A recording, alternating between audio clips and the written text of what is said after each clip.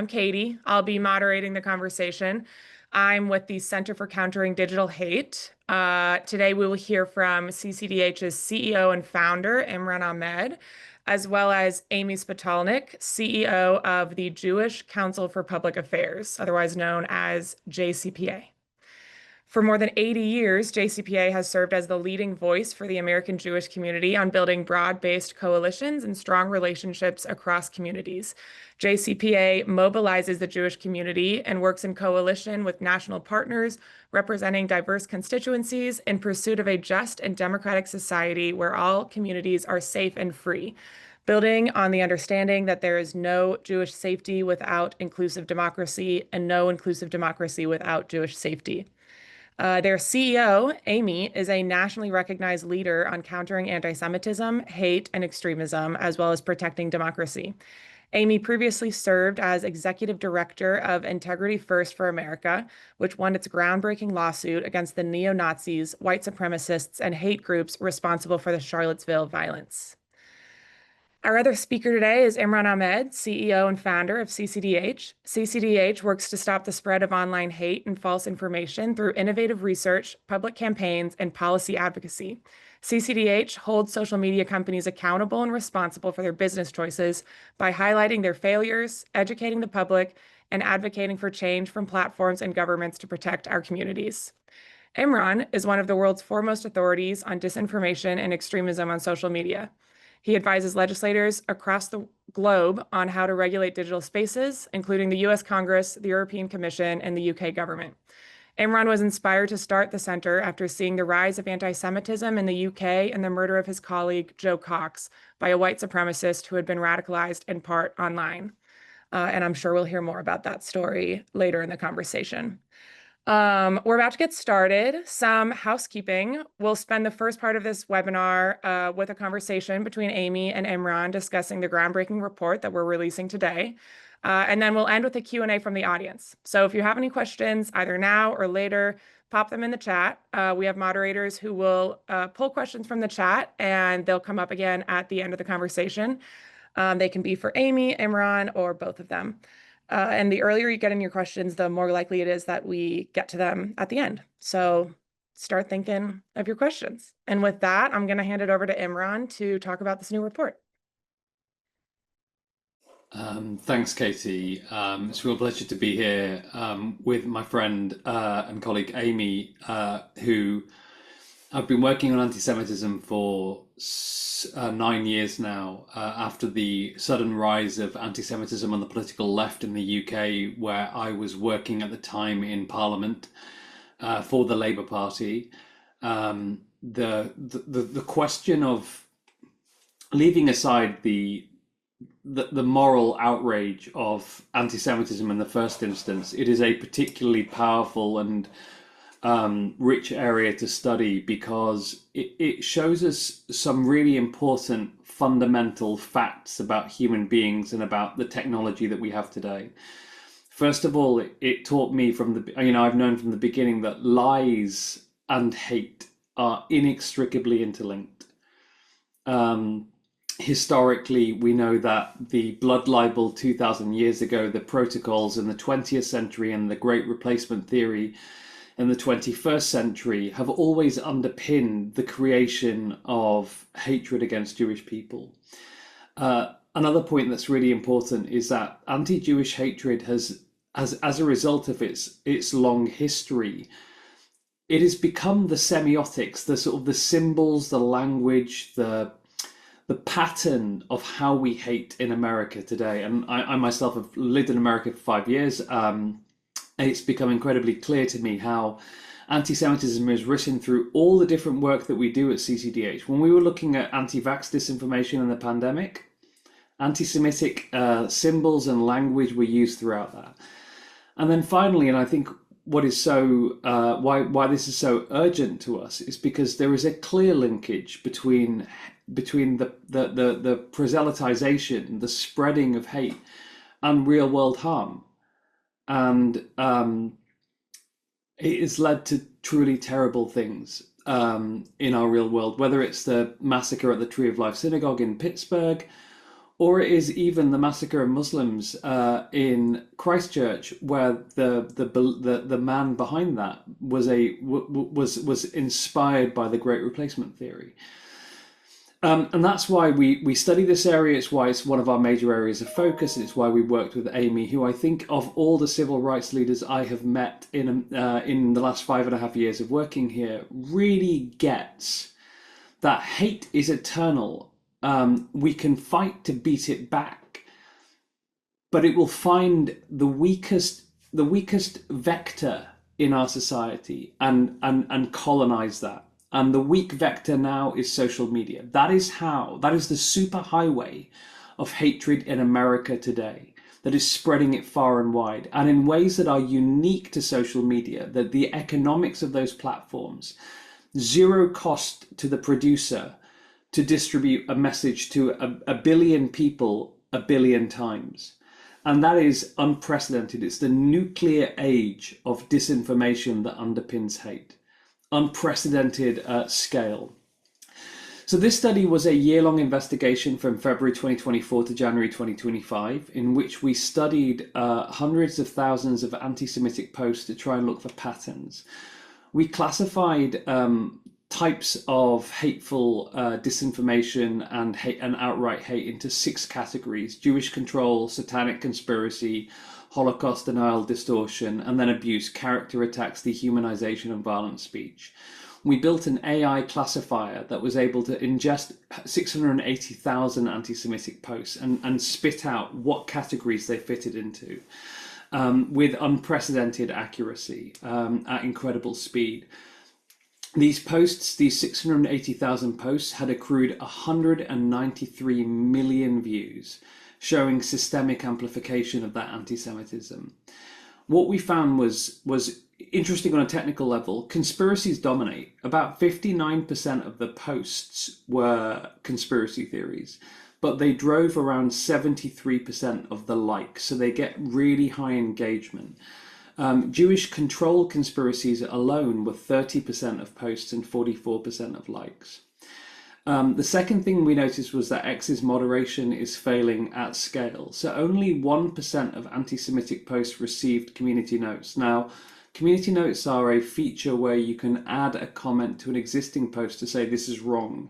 And we were told this was the future of moderation. We don't need human moderators anymore. Community notes will replace that.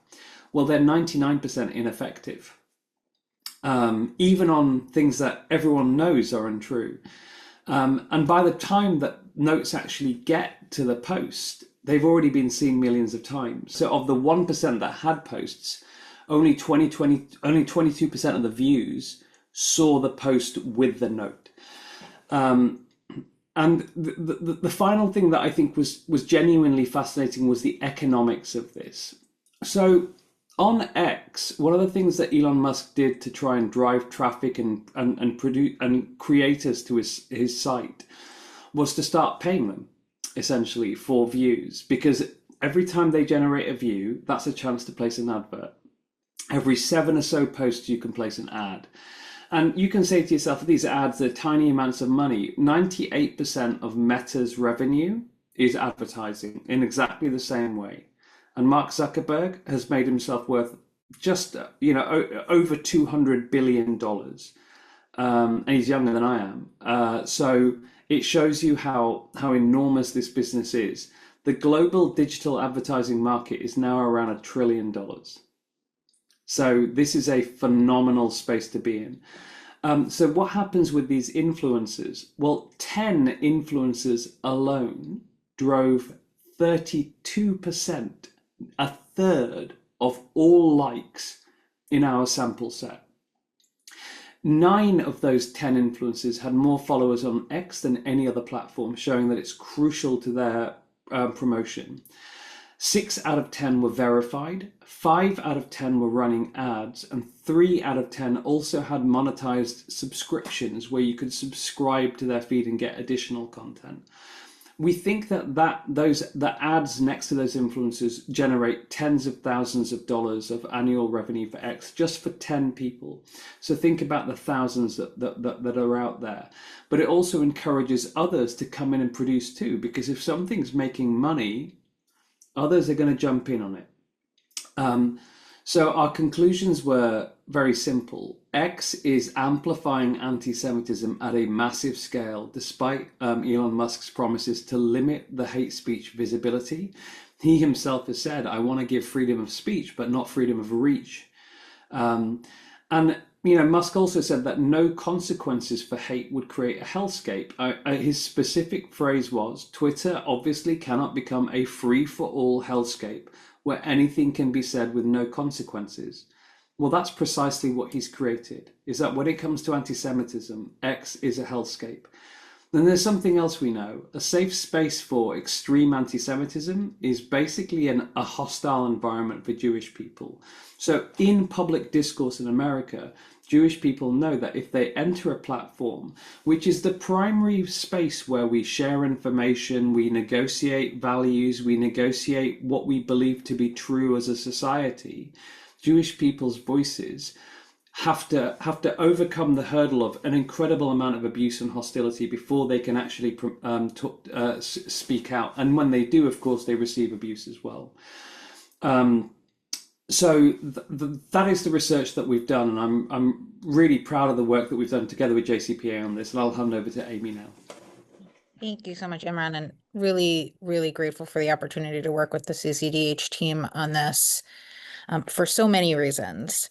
I think some of the folks here on this call today might have joined us nearly 2 years ago when Imran and I did a webinar in the aftermath of October 7th on what it meant to navigate hate online that so many of us were seeing skyrocketing in those immediate weeks. And what we now know nearly 2 years later, and nearly a decade after this first spike in hate crimes and broader anti-Semitism and extremism that's become so normalized, is that all of those incidents were really harbingers or previews of the broader normalization of hate and extremism, including, and I would say especially anti-Semitism on platforms like X. And it might feel funny to focus in on X in a moment like this, because frankly, I think so many Jews and so many others have actually run away screaming from the platform for the reasons Imran just described. I take a look at my mentions very infrequently these days, and when I do, I'm also incentivized to do the same. But it matters because we see how what's happening on these platforms have real world consequences. It shapes how people perceive the world. It shapes how online hate and bigotry can translate into real world violence and extremism that has become more and more pervasive, targeting Jews and so many other communities. And it ultimately leads to a climate in which Jews and frankly all communities in our very democracy are facing unprecedented levels of threat. And so while focusing on X on a platform where I imagine so many people who are on this call right now might not even be engaging anymore for the reasons that we're discussing, it's so crucial that we be clear-eyed about how this all manifests. And it's important to understand what our report found in the context of the broader moment of rising anti-Semitism. As a Jewish American, I think many of us are feeling like the threats are coming from all directions right now. We're already seeing rising hate crimes. We saw the cycle of anti-Semitic white supremacist violence in Charlottesville and Pittsburgh and Poway and El Paso and Buffalo and Christchurch, which targeted, of course, Jews, including the deadliest attack on our community in US history in Pittsburgh, but so many other communities as well. And then turbocharged after October 7th, a dramatic rise in anti-Semitism on the far left, including increasingly violent anti-Semitism manifesting in the attacks on Governor Josh Shapiro's home in Pennsylvania during Passover, the firebombing of the Boulder rally, and the shooting at the Capitol Jewish Museum, all in the last few months alone. And so it's really hard not to feel like the threats are coming from all directions. And what we know in so many of these cases, whether it's the cycle of white supremacist anti-Semitic violence or the more recent post-October 7th violence that we're discussing, is that online conspiracy theories, tropes, and hate have led to real world consequences. It is impossible to separate what happens on platforms like X from what happens in the real world to Jews and so many other communities. And we're also oftentimes being offered false choices in terms of how we can deal with this. We're told, for example, that on the political right now, we can't confront anti-Semitism without undermining our core democratic norms and values and other institutions. And on the far left, we're being offered a choice where we're being told we can't live proudly as Jews, we can't have a connection to the Jewish homeland in a way that is also consistent with democratic and humanitarian values. And all of this reinforces the fact that anti-Semitism as this conspiracy theory, as this form of hate, really thrives and grows on these false choices and false binaries by pitting us against one another, by setting up zero-sum frameworks and making it seem as if that the only path forward is to divide our communities, sow distrust in our institutions, and ultimately undermine the very fabric of our democracy. And the research that we've seen, not just what we see thriving on X as our report details, but what we've seen from partners like the University of Chicago and so many others, is that these false binaries, these conspiracy theories, the zero-sum polarized way of thinking is inextricably linked with people's willingness not just to engage in anti-Semitism more broadly, but to translate that hate and extremism into real-world violence. And so we know that all of these ideas are inextricably linked. And one of the core tools we have is to confront it at the source, at the place where it is spreading so rapidly right now, and being given a platform that, as our report details, is unlike nearly any other platform it's had in, I would say, not just recent history, but any history. And so the goal here is to not just be clear-eyed about what that threat is, but to make clear the obligation of all of the actors, whether it's the platforms themselves, whether it's local, state, and federal officials who all have a role to play here, and frankly, whether it's each of us who have a role to play in how we engage on social media and empower our families and our colleagues and our neighbors and friends to engage, to do so in a way that understands what is happening here, that is clear-eyed about the threats, and that pushes back against this way in which anti-Semitism and broader hate and extremism have been given such a turbocharged platform on X and more broadly in recent years. Thanks, Amy. So let's get started on this conversation. Imran, the report focuses specifically on X. Can you talk about why that is and what makes this a unique problem when talking about anti-Semitism and extremism? Yeah, I mean, I think for a number of reasons, X is a particularly important platform. I mean, anti-Semitism exists, in all the different platforms, and we've studied them all. We find it present, but I think X has become a unique case because it is actively driving the growth of anti-Semitism influencers by rewarding them with amplification and monetization. Our research shows, as I said, that 9 out of 10 of the most impactful anti-Semitism influencers have more followers on X than anywhere else. And X is rewarding and amplifying their content by giving them reach verification. So, a sign of essentially being kosher, a sort of the Elon Heckscher. Saying that this is someone that you should be listening to, and even revenue. And I want to make the point, like every platform is relevant. If you are, CCDH spends a lot of time thinking like the bad guys, essentially.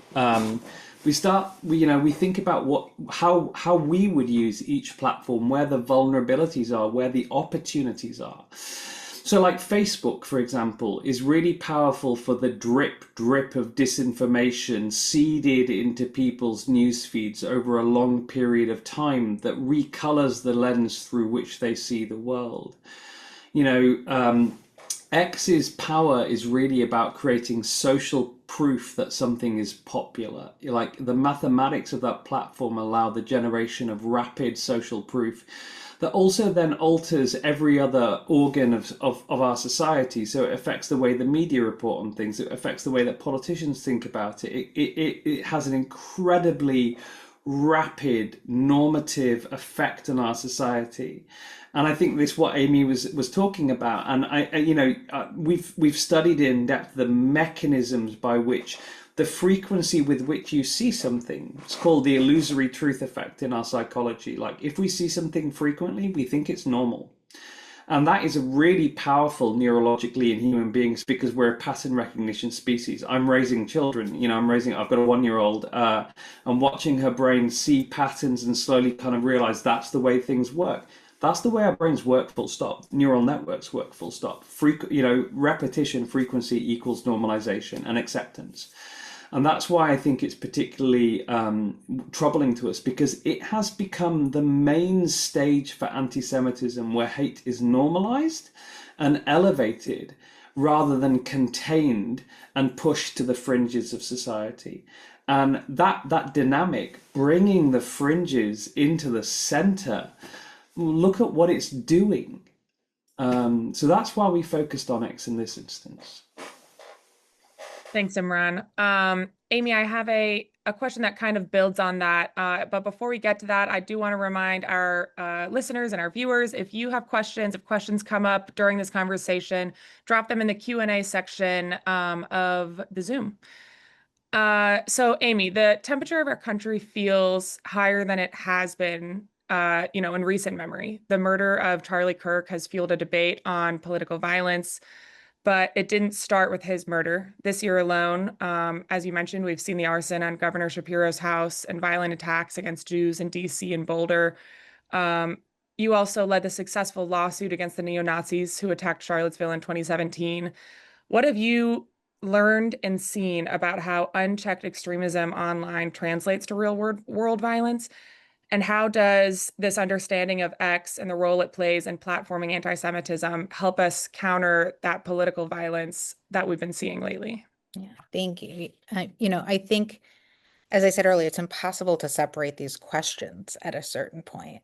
And what has become so pervasive over the last year didn't come out of nowhere. We've seen this building over the last decade, this rise in increasingly normalized hate and extremism, conspiracy theories, and broader hate that once felt fringe and has been moved wholly to the mainstream of our political and social media and other discourse.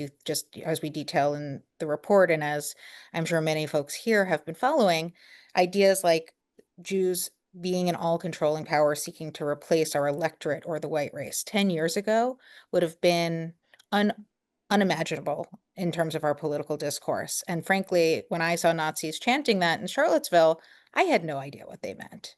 A decade later, we've seen those conspiracy theories and ideas move wholly into the mainstream of our political discourse, in many ways through social media and through the broader normalization of these concepts. And so we can't separate what happens online from what happens in the real world. In particular, I can talk about what we saw in Charlottesville, which in so many ways was a harbinger of what we've now seen, including, for example, just the other week, the murder of Charlie Kirk by what appears to be a highly online individual who was also radicalized in a variety of ways by social media and memes and other content in a way that we still don't fully understand what motivated him, other than the fact that he was extremely online.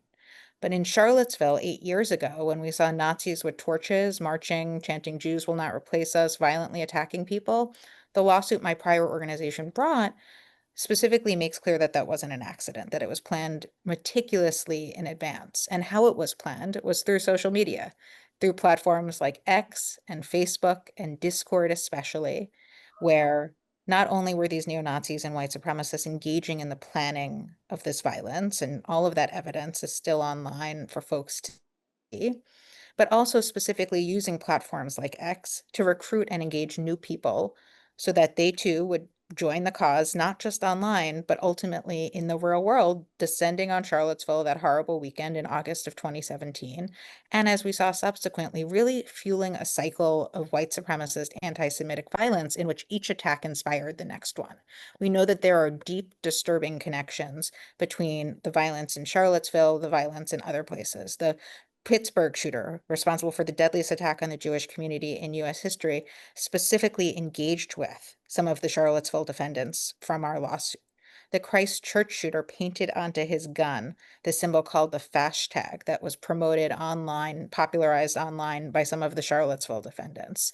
Many of these shooters in their quote unquote manifestos and other content specifically cite back to social media posts and online content from prior attackers. And so we see how social media is the tool through which the cycle of violence continues. Each attack, each instance of violent hate inspires the next one and is being given outsized platform because of failed content moderation and other policies on the part of the social media platforms who should be catching this before it happens. The X's, the Facebooks, the Discords of the world, right? They should have been able to catch the fact that there were neo-Nazis planning a weekend of violence on their platforms, but they didn't. Or if they did, they did nothing about it. And so, again, we know that none of this happens in a vacuum, that it has real world consequences, and that each inspires the next. And our obligation is to not only understand that, to call it out, but to understand that that goes hand in hand with this broader normalization of the very same ideas and conspiracy theories that might not be as obvious and explicit as some of this online content is, but when we hear political actors reinforcing these ideas, talking about replacement and invasion, talking about Jewish or Zionist control, talking about some of the same ideas that underpin this more explicit online extremism, it becomes a reinforcing cycle in which each act of hate fuels the next, inspires the next, and makes it far more normalized than we ever could have imagined it to be a decade ago. Thanks, Amy. Yeah, that's, as somebody who my own social media sends me down rabbit holes of puppies and cooking videos, it's a good reminder that on the other side of the internet is this really dark part that people like me don't always see. So this is a really stark reminder. More puppies and cooking videos for all of us, and Yeah, less that would be ideal. anti-Semitism, please. You make that point, but some influencers are smart enough to know that that's how the Exactly. internet works for some people. So, like, we were studying one influencer where one third of their posts were cute puppies and cats and stuff, because what they were doing was once you liked the cat or the dog post, you then started getting their content more frequently. So you're Exactly. having the seeding of, I mean, bad guys are always thinking about how to weaponize even the sort of the benevolent aspects of algorithms too. Yeah, yeah, that's sick. And it sounds like they're way too easy to manipulate. Can have either of you, I mean, you've kind of touched on this, especially you, Amy, but can you share, your own personal experience online and stories from your communities about how this harassment bleeds into the lives of people in your life? Yeah. I can look, I mean, I've largely been checked out from X for many reasons, including and especially this one, which is that, and this started long before I took my role leading a Jewish organization a few years ago, but certainly it was a platform that also, in many ways, continued to give outsized access and influence to neo-Nazis and white supremacists who were particularly targeting me and my prior organization during the Charlottesville litigation. And so you just need to look at the mentions of a Jewish person, a Jewish woman in particular, I will say, where for especially the last few years, it's just been filled with the most vitriolic, violent death, rape, and other threats simply for sharing, you know, what I think many of us would agree are fairly straightforward views on anti-Semitism and extremism and how we counter it. And so, in particular, I think back to October 8th of 2023, the day after October 7th, which was the deadliest attack on the Jewish people in US history. And there's so much to talk about it the 2 years since and what needs to happen now in terms of the cycle of hate that's really skyrocketed as following October 7th and the start of the war. But on October 8th, a day where the war had not really even started yet, when Jews around the world were mourning what was such a horrific day, I remember tweeting something very, very general about sort of the emotional and intergenerational response many Jews were feeling to seeing Jews ripped from their homes, kidnapped, murdered, and otherwise attacked, and how that triggers deep intergenerational emotional responses in many Jews. I'm the granddaughter of Holocaust survivors, and this was something I was hearing from Jews all over the country that day as we were grappling with trying to understand what had happened. And very clearly, I was being swarmed with the most, both, I think, authentic and inauthentic attacks from real anti-Semites and many bots amplifying them, intended to effectively discount what we were naming as real anti-Semitism and advance a view or advance the understanding that what had happened on October 7th was acceptable and that many, many people supported it. And the goal of that is, as Imran described earlier, is to shape perceptions, to shape media's perception, to shape public perception. It's to make Jews and other vulnerable minorities feel isolated and alone, which is a core tactic of extremism. And it's ultimately to increase polarization and pit communities against one another, which we know has also been a core tactic of extremists, especially in the aftermath of October 7th, and using the real fear and pain many communities are in as a tool to do so.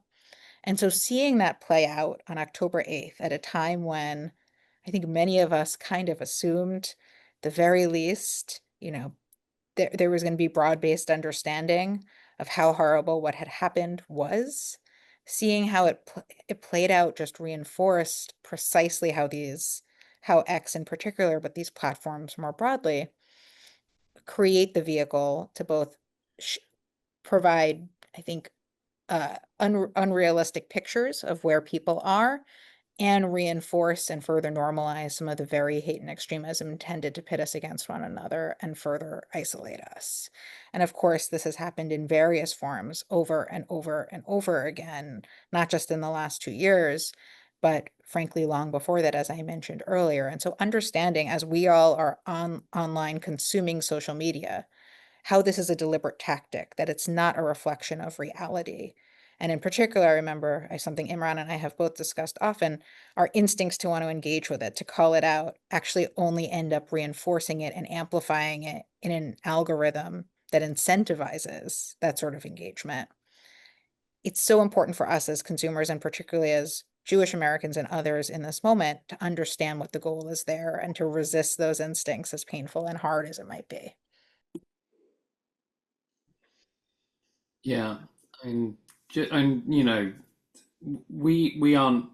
So CCDH, I think about half of our senior leadership team are Jewish, but we serve a number of different communities. Like a lot of our work is looking at harms to kids. So like we're thinking about parents, we're thinking about African American populations, LGBTQ plus, various different ways in which social media causes harm. And we've spent so much time listening to individuals, communities, organizations that have been, harassed, threats, slurs, doxing, intimidation.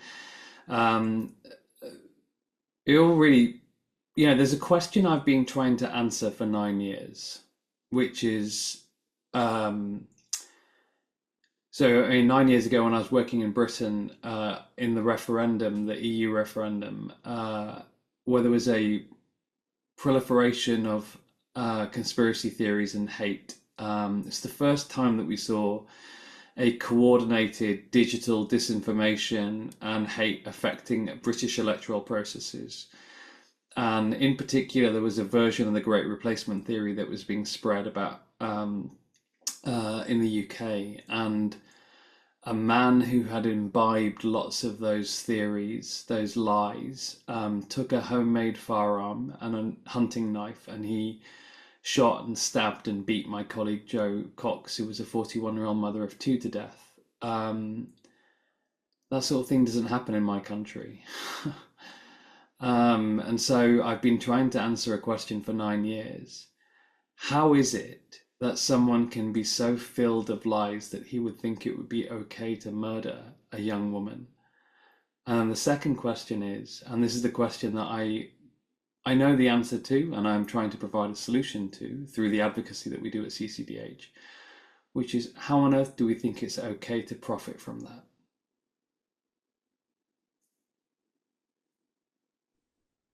Yeah, that's a really chilling story. And so this report breaks down anti-Semitism into different categories. Can you explain how the conspiratorial anti-Semitism is different from demonization and how you see these two forms manifesting themselves? And I'll give that to Amy and then Imran after. Yeah. Well, I think it's important to understand anti-Semitism more broadly, to understand how we sort of broke it down in this report, because they're deeply connected. So, of course, anti-Semitism operates like so many forms of hate, hating Jews because of who we are, what we look like, how we pray or don't pray, or ultimately demonizing us as other or bad or different. And we can talk more about sort of the specific ways in which that played out in the the posts that were reviewed as part of this report. What's also unique about anti-Semitism, and we've talked about this or alluded to it in various ways over the last half hour, is that it operates as this sort of insidious, pernicious conspiracy theory rooted in tropes and lies around Jewish control and power. And that's where it's sometimes easy to understand when it's right, when it's Jews control X or Jews will not replace us. X being not Twitter, but Jews control whatever thing. Although I'm sure there are those still actually arguing that we somehow control X despite it being such a rampant manifestation of anti-Semitism as well.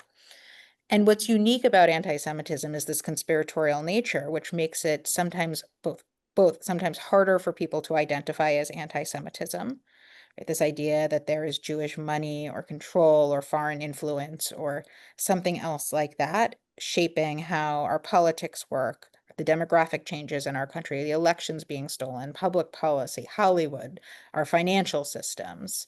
And also, as I mentioned earlier, we know that anti-Semitic conspiracy theories tend to perform disproportionately well on social media because they reinforce these false binaries, this polarized way of thinking that has in many ways been inextricably linked with the broader rise in political violence and extremism. And social media is a uniquely fertile place for this to manifest. And it's what makes anti-Semitism such a salient wedge across the political spectrum because it operates as this conspiracy theory really rooted in these ideas that we should be questioning and distrusting our institutions, questioning and distrusting other communities, and ultimately sowing that sort of distrust and polarization in a way that social media is so primed to serve as a platform for. And so we have to understand anti-Semitism both as these direct sort of personal or demonizing attacks against Jews, Jews having horns, satanic blood rituals, however you want to think about it, and understand how those lies and tropes oftentimes then are used to fuel the broader conspiratorial anti-Semitism that underpins not just direct attacks against Jews, but these broader attacks on so many communities in our democracy rooted in this distrust and this polarization. And Imran, can you talk a little bit about how specifically that conspiratorial anti-Semitism online, why it's so effective and why it's so dangerous? And conspiracy theories are really powerful they work really well on social media because they drive engagement. And so there's two factors worth talking about here. One is the fact that, Amy said that she and I have talked about this a lot, but the irony of the business model of social media companies, or not the irony, it's not ironic, it's just outrageous, is that engagement, even when you are saying this is wrong, this is disgusting, equals amplification. And there's a myth about conspiracy theories. The myth in conspiracy theories is that at the heart of every conspiracy theory is a nugget of truth. That's not the way it actually works. In terms of the construction of a conspiracy theory, a lie is at the heart of it. The truth is used to mask the lie. And there may be nuggets of truth put in there, but really at the heart, they're asking you to make a leap of faith to believe that Jews have control, or Jews are satanic, or Jews are whatever else, and Jews want to kill Palestinian babies or whatever else, drink blood. And so there's always a lie at the heart of it, and because there's a lie at the heart of it, typically as well, it will be a non-falsifiable hypothesis at the heart of it. So something which is impossible to falsify. And conspiracy theories are also highly mutable. So even if you do manage to show an untruth to it, they can mutate to allow them to to create new lies that then help them to explain why So, there's the conspiracy ever grows. And because of that core feature of every conspiracy theory, people want to engage with it, but you can't. One of the things that we do in training when we're teaching people how to deal with conspiracy theories is we tell them that the height of irrationality is to try and falsify a non-falsifiable hypothesis, because you can never do it. They'll always find a way to mutate the conspiracy. So engagement and the trap of engagement, which is driven by our deep desire to correct people who are wrong and spreading lies, actually leads them to become seen by more people, having that normalization effect. So there's that one aspect, and the second is that conspiracy theories about Jews, and I think we've talked about this a little bit before, but they are so widespread that we find them in every type of work that we do. So as an example, the way that algorithms work on social media platforms is that once you've liked one conspiracy theory, they will send you more. And it doesn't matter what type of conspiracy theory. So in the pandemic, we did a study called Malgorithm, which showed that if you were viewing anti-vax and COVID denial conspiracy theories, the algorithm would feed you on Instagram QAnon and anti-Semitism, and vice versa. If you set up an account to look just at QAnon and anti-Semitic conspiracy theories, it would feed you COVID denial and anti-vax. So what you see is the cross-fertilization of conspiracies and extremisms, which leads to their hybridization, and it actually leads to an incredibly dynamic environment in which it's really difficult to track what's going to do well when. So we don't even know where to put resource for countering that disinformation, if that's the approach that you want to use. But really it's because conspiracy theories are they're chewy, crunchy content for social media platforms. They love them, and they also know that, unlike, say, a news article, if you show someone a news article, they click on the link, they go to another website. That's not good for you, for your business.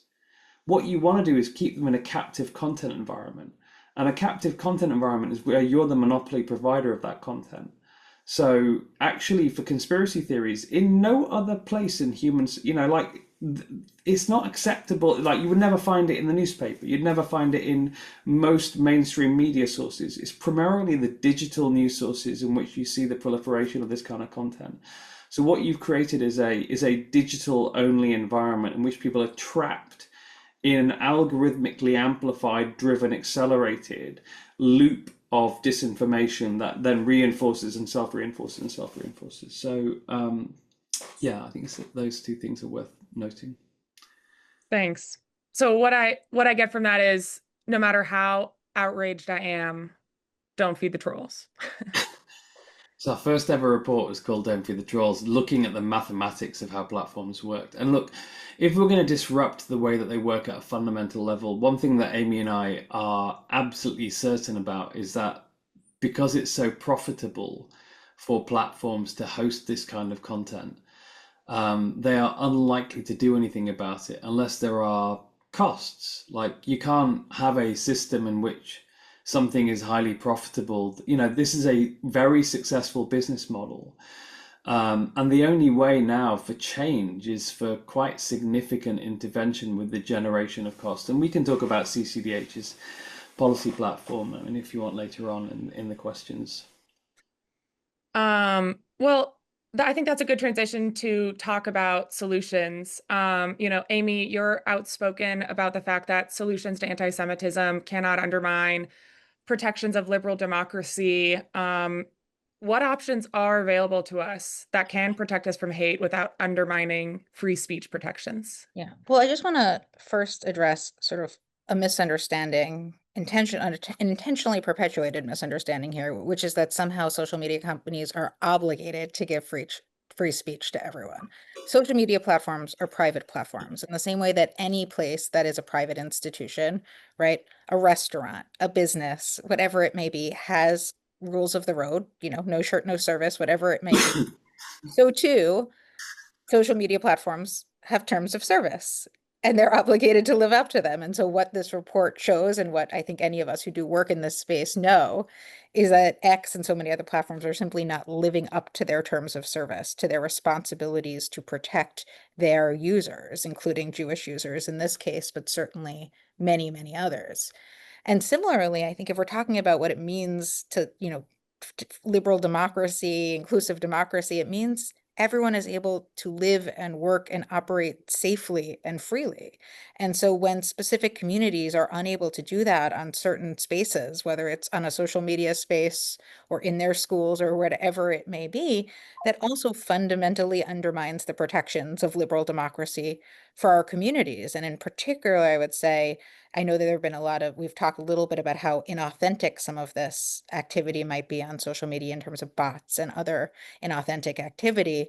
That's also intended to undermine the protections of liberal democracy by creating the perception that certain views and extremism are far more pervasive than it actually is. And so everything that's happening here in terms of how the social media companies and X in particular are navigating this, from failing to live up to their terms of service, from claiming that this is somehow a speech issue as opposed to their obligation to protect their users, and from the ways in which this anti-Semitic and broader hateful activity is being used to marginalize and attack and ostracize and ultimately remove Jews and others from certain spaces, in addition to creating an inauthentic picture of what reality is, none of that advances democracy. And so we can both directly confront anti-Semitism through a variety of tools and policies that I'm sure we'll talk about now, and do so in a way that is both true to the civil rights and liberties everyone deserves, including free speech, which we are all entitled to in a variety of places, even if we are not entitled to it in private social media platforms like X.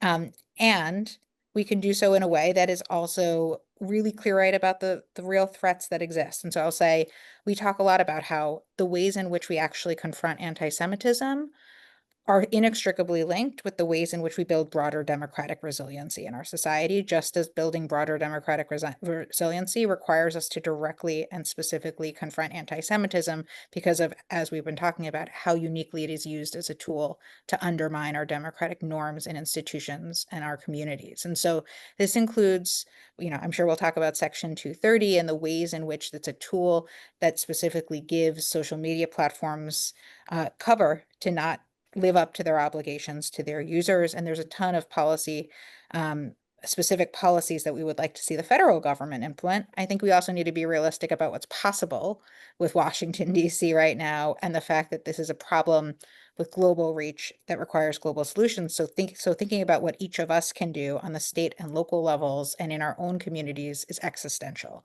And so that includes teaching media and digital literacy. This is something that we can do on the local and state levels by advocating for curricula in our schools, by requiring this in our own community centers and civic spaces, and empowering coaches and caregivers and others who are on the front lines, not just with young people, but frankly with all of us, to be smarter and better consumers of the news, to know that what they're seeing is not real, to understand how it's being used as a way to pit us against one another, to ultimately manipulate us. There's a ton of incredible research from a number of partners, including our friends at Peril at American University, and the different ways to do this. And it's something that each of us can do both in our own lives and our own families and places of work, and also something that we can advocate for on the state and local levels in terms of our schools and governments to advance as well. It's also investing in the broader infrastructure of democracy at a time when we're seeing democracy under threat in so many forms, whether it's voting rights or other attacks aimed at marginalizing communities, and dehumanizing and demonizing us. It's pushing back against that so that those ideas aren't given further normalization and mainstreaming at a time when we already know they're so pervasive on platforms like X. And so when we invest, and of course there's very specific policies like investing in Title VI in the Office of Civil Rights at the Department of Ed, which protects Jewish students on campus, investing in hate crimes prevention grants, investing in nonprofit security grants, all of which have been deeply politicized, cut, frozen, or otherwise used as a sort of political tool by the federal government over the past year.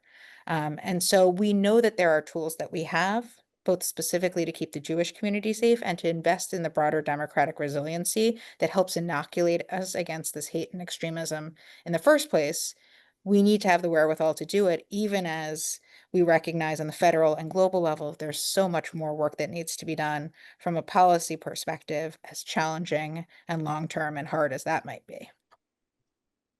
Thanks, Amy. Yeah, that's a good reminder of not normalizing it. It doesn't have to be this way. Tools exist, policies exist that can change it. We don't have to just accept the way that social media is, which I want to have time to get to our audience's questions. I do want to ask Imran if you have any insight on this question as well, though, before we get to that, what moderation tools exist, what moderation tools work. You mentioned that community notes don't work. What can be done to improve these platforms? Yeah, I mean, we did a scale analysis of community notes last year, looking at their efficacy in the election period in countering disinformation, and found they were incredibly ineffective. I mean, moderation can be effective, but X is failing to use it properly. It's just that simple. Like you can moderate social media platforms at scale. Platforms are able to do it. It's expensive, but they can do it. And part of the reason why they don't feel they have to do it is unique special protections given to social media platforms in US law.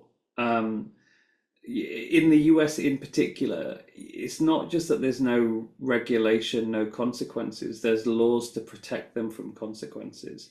And actually, I mean, operates in London, Brussels, DC. We have an office in LA, and we are currently in discussions to open an office in Ottawa to work on Canadian legislation. But we are ruthlessly focused on costs for social media companies. My office in Washington is in DuPont Circle, the center of the consumer rights movement, Ralph Nader, all that stuff. And when otherwise, social media has positives and it's a really powerful tool. I remember in the pandemic when I moved to America in June 2020, it was the mechanism by which I felt love and succor, and I could express vulnerability and connect with people I really care about. It was an incredibly powerful way of making the world smaller, which is its original promise, was it not? The whole idea behind social media was that it would shrink the world. It would end racism and bigotry because it would actually make us more familiar with each other. And there's so much evidence to suggest that familiarity can breed,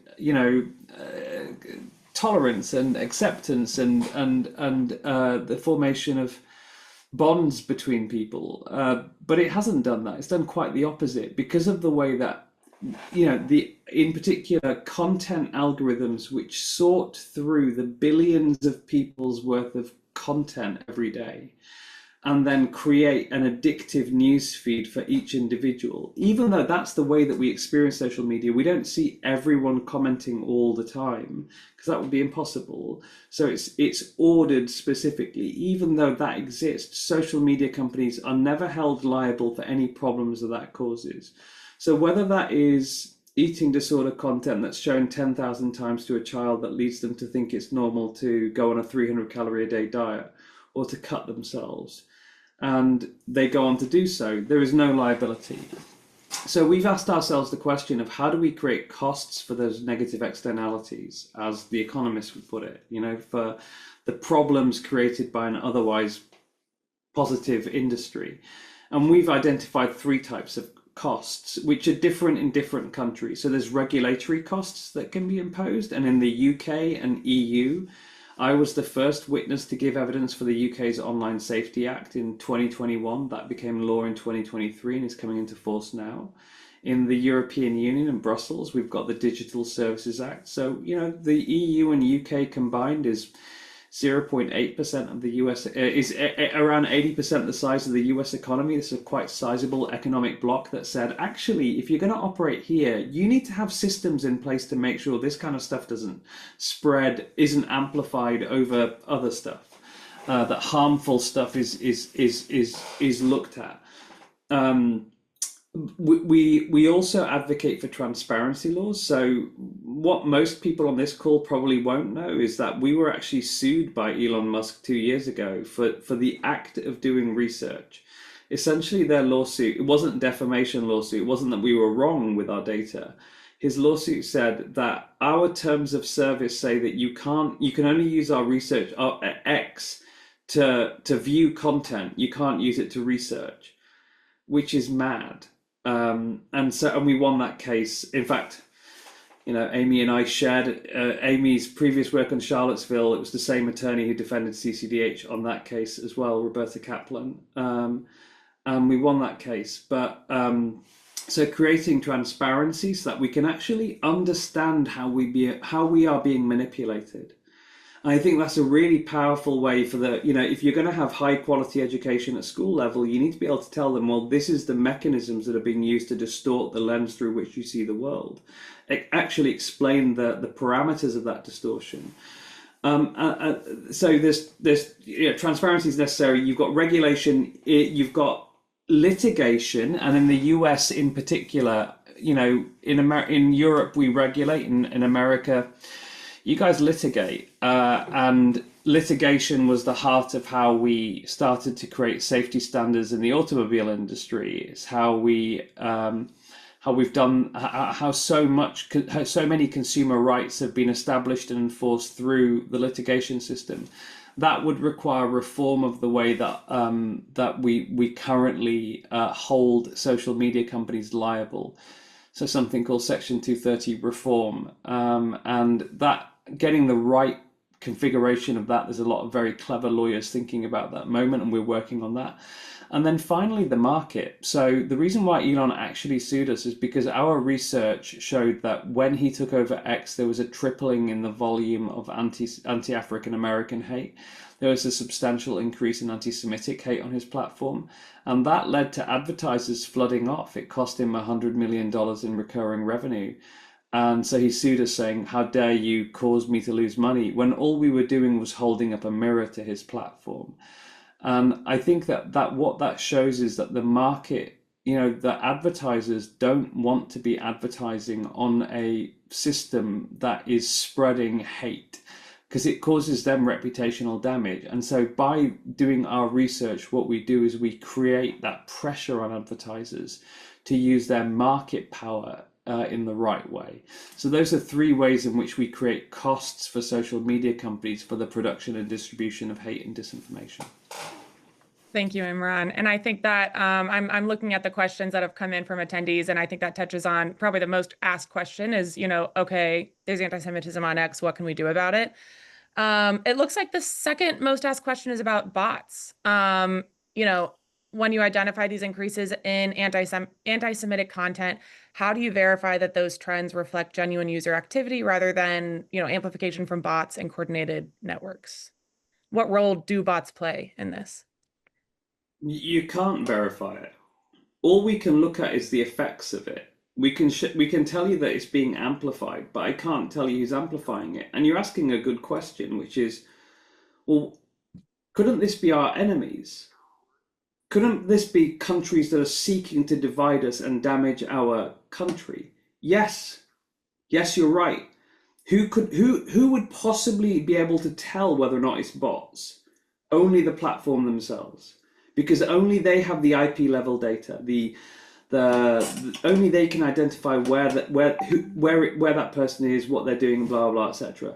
So it's a real problem for us. Now, Elon Musk, when he bought X, said that 10% of the he said something crazy. He tried to get out of the deal, remember? Like, he actually didn't want to buy it, and he said it's all bots. It's not real. And he came up with a crazy number for the percentage of bots and said, don't worry, I'm the world's greatest engineer, I'm going to fix it.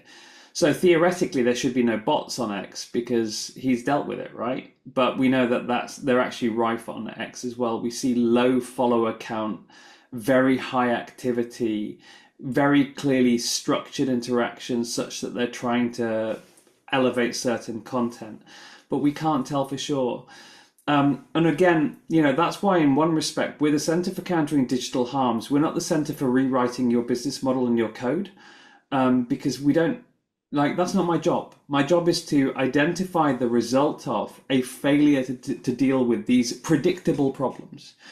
And you're damn right that we have created a weak point I think of everything through medical metaphors because I was a medic many years ago, and it's like we've put a central line into the heart of our nation, and we've just a central line like straight into the aorta, and then we've said anyone can put whatever they want in there.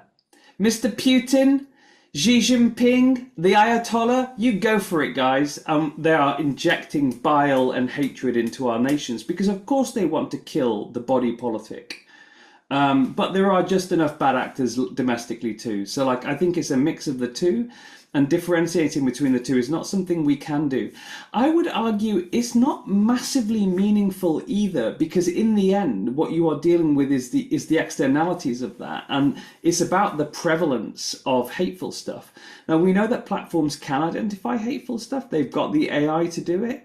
And they could decide that we are not going to amplify that stuff. We're going to give it a lower weighting in the algorithm. And that's not what happens, clearly. Yeah. Well, I want to be conscious of everyone's time. Thank you so much for such a thoughtful conversation. This is really a fascinating report, and we'll make sure to send it around after this call. Amy, I would love if we could just close with a few words of, you're the expert on anti-Semitism. I know a lot of us are seeing some, vile stuff on our feeds. And I'd love to hear, kind of your closing message to our audience before we end the webinar. Yeah. Well, look, in many ways, as depressing as some of the content we covered here today is, and the findings of this report are, it also gives me hope, right? Because it's partnerships like this that actually make clear there's a broader based understanding of how anti-Semitism is inextricably linked with the democratic resiliency and with the democratic norms and values that we need to fight to protect. And so for everything Imran just described in terms of how, whether authentic or not, what we're seeing on social media is being used by foreign and domestic actors to tear our democracy apart, to pit communities against one another, to sow distrust and polarization. I think there's also an increasing awareness by many that that's actually the goal here. And so I'm finding some hope in partnerships like ours with CCDH, with the work that we do with our partners around the country on the national and local levels, because people are kind of sick and tired of what they're seeing. They're sick of the polarization. They're sick of the rising violence. They are sick of being told that everything is broken down into the zero-sum binary framework, when the vast majority of us are able to actually hold complexity and nuance and reject polarization and extremism at a time when we're being force-fed it on social media and in so many other ways. And so, as like I said, as dark and depressing as some of this content has been, I also hope it gives people hope that there are many of us who are working together, many of the folks on this webinar included, to not only understand it, but to address it and make clear that it is not reality, and that we all have an obligation to do something, and that we're all capable and possible of doing something about it on our own levels and in our own communities, even at a time when the problem seems so big and daunting, on the social media level or on the sort of global and national scale of policy solutions. So I hope that people are also coming away from this with a feeling like there are specific things they can do in their communities and in their own lives, whether it's being smarter and better consumers of social media, not feeding the trolls and engaging, advancing media and digital literacy, and working across communities to advance the sort of policies and coalitions that fundamentally recognize that the fight against anti-Semitism is the fight for our democracy, and fighting for our democratic institutions, fighting for safe social media spaces, and so much more is inherent to the broader fight against anti-Semitism. Thank you, Amy. Thank you, Imran. Thank you, everyone, for joining. We'll see you all later.